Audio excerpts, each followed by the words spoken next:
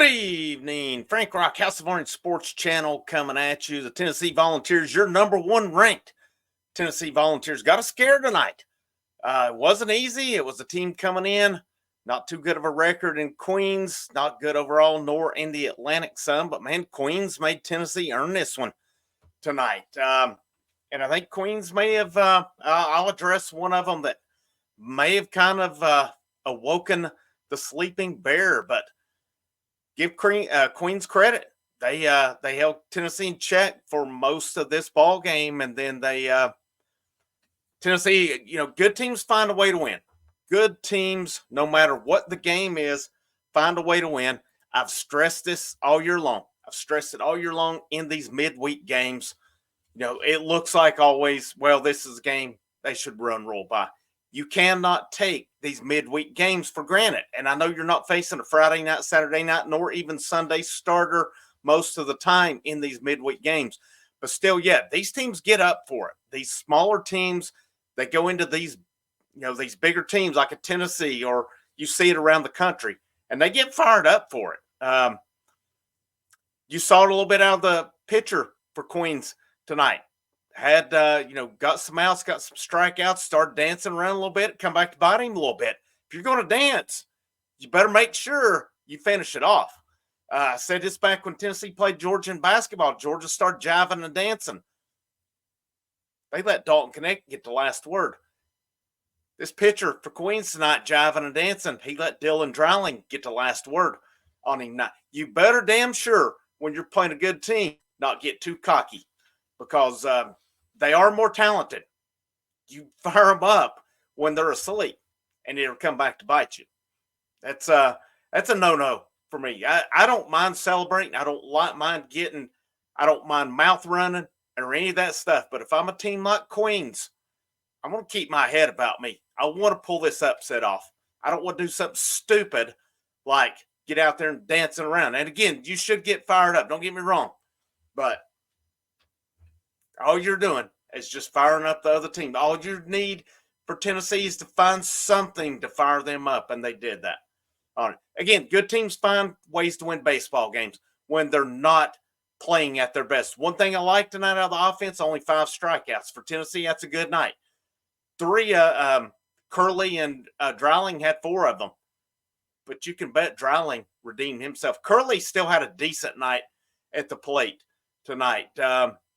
Even though it wasn't perfect, he had the 2 strikeouts. He still had he had a hit and a walk, and one of them was looking. I thought it was a great pitch. It was a good pitch to hit too. But Christian Moore on base 4 times, not an RBI and a run. He sparked Tennessee some. Burke 0 for 5, Amick 0 for 4, but Amick did hit it. Just put the ball in play. Just put it in play. Tennessee's down a run. He puts it in play, ties the ball game up.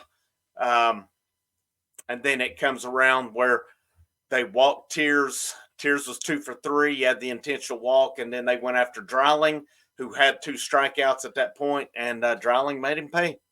Dreiling made them pay on the night. Hunter Ensley 0 for 2, but he had 2 walks tonight. He had a run. He had a stolen base. He scored on a wild pitch. Mentioned Curley already. They had Peebles at DH 0 for 3 with a walk. Did have a run scored. Charlie Taylor, at this point in the year, I have a problem with this. I know why Charlie Taylor gets his playing time. But I think you're at a point you need to give some guys opportunity. Charlie Taylor's not playing on the weekends unless he's coming in maybe for Cal Stark late in the game as a defensive replacement. I'm just not a fan of that. Let Peebles catch and give me somebody, Antigua comes in as a shortstop. Let Antigua DH. Let him get some swings on it. Let a Chapman, let a Villeneuve, let a Backus, somebody. I don't know. I'm nitpicking here on it. That's just not.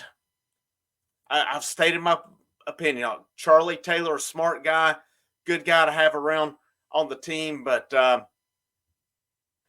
there's other guys that need to be getting those at-bats, especially when you got a couple weeks to go and you're getting into the tournament. And frankly, I think if you tuned in with me on the live show last night, I was adamant about that DH spot somebody needs to step up and take that. And it's not going to be Taylor.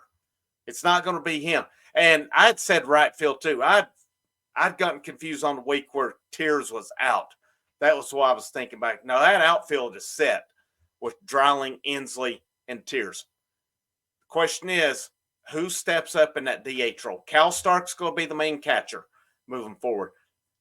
I still wonder if it's not worth giving Antigua some at bats to see if he could possibly be that missing guy in there. Possibly him at short, Curley third, Amick at DH. I think it's possible. I think you have to look at that possibility, or at least consider it with some of the things that have transpired over the last couple of weeks on it.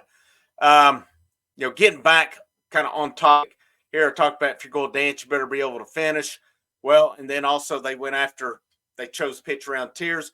Dylan Dreiling once again steps up, puts Tennessee up, and when they did not look back on it. And, it got interesting in the ninth inning, though. It got interesting as, I've said it. Kirby Cannell's up and down, man. He's up and down tonight. He was down. Fortunately, he did not have any runs. Let's talk about the pitching here a minute. Marcus Phillips started.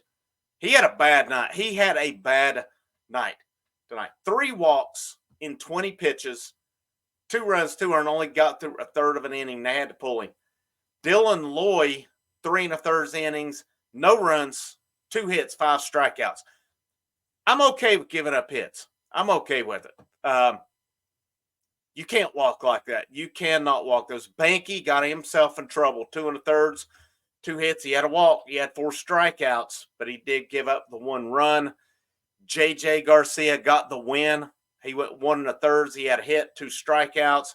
Kirby Cannell was brought in to try to close it. He went 24 pitches, gave up a hit. He had 2 walks, 2 strikeouts. So, and then it was Aaron Combs, and Aaron Combs come in. He was filthy. 2/3 of an inning, 2 strikeouts on 10 pitches tonight. The Aaron Combs we've been seeing. If you see the Aaron Combs, that brings me to my 4th point. How about Aaron Combs coming in? I think early in the year they want Aaron Combs to be the closer. He struggled earlier on, and Tony Vitello talked about it when he started getting a groove here recently, especially at Kentucky. He started a little bit before that, and he's continued his, hot string of pitching. Vitello says just getting in that groove, and Combs is in it right now. All his pitches are working for him. If you get the Combs we're seeing right now, you get the Nate Snead we saw Sunday at Florida, you have got 2 bad dudes at the end of that bullpen. I would love to see one of these lefties step up and kind of have that lefty option. I know Cannell is that guy they can go to, but he has a 4.5 ERA on the year. He when he's on, he's very good. When he's not, you see it like tonight. He allows those free passes. Love Kirby Cannell, don't get me wrong. He's done a lot of good things down there, but I think you need that guy that's a little more maybe consistent, a lefty. I would love to see a Loy, a Banky take over down there late. And, they've started working Loy a little bit on the weekends. I'm curious to see how much he works weekends down the stretch. But how about Combs stepping up there? Man, he looked good. And he come in against probably Queen's best hitter and made him look bad. And then was able to finish that one off as Queens was back to the top of the order with the bases loaded, and Combs come in and stranded them. That's regardless of the opponent, that's some big time pitching. That's big boy baseball when you come in and do that. Only thing that's left for the week is bring on Vandy. Friday, Saturday, Sunday in Nashville. It'll be a tough series. Vandy's very good at home. They are very good at home. I'm not sure if they're playing tonight. I don't think they are.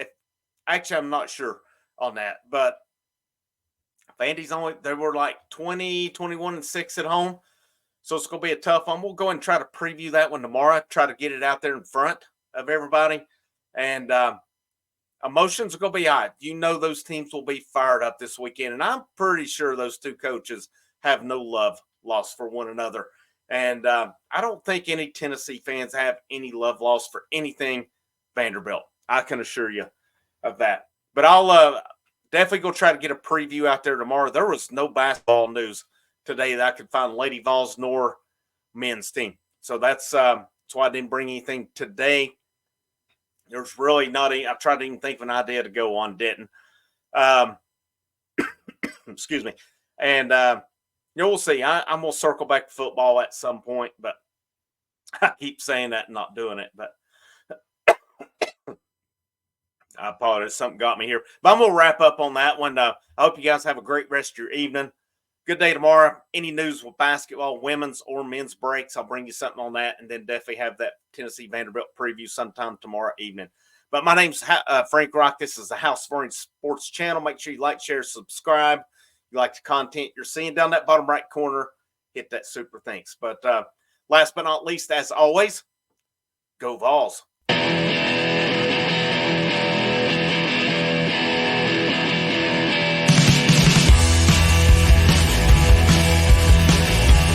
Everyone rejects me.